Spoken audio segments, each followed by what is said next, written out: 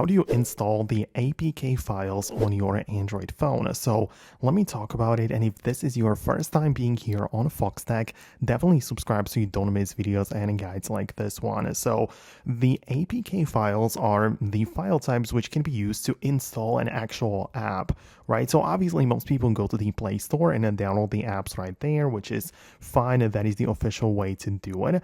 But outside of that, you can as well download APK files from the internet.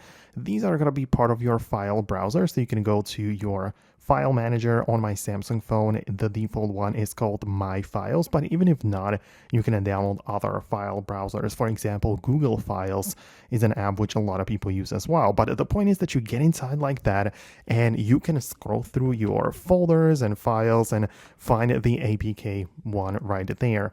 If you don't see it, try looking this up, because this is going to allow you to filter by the file extension like this.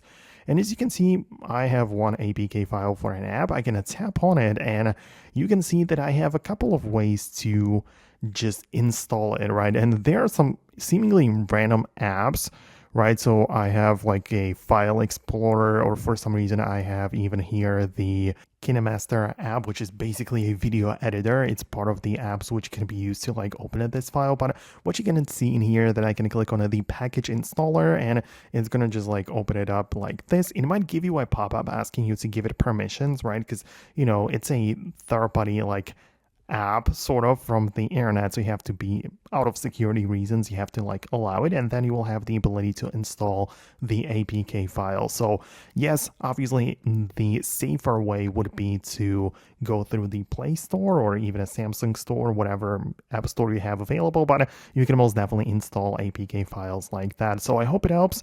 Let me know your thoughts and opinions below in the comments. Thanks a lot for watching, and I'm gonna catch you later in other future uploads.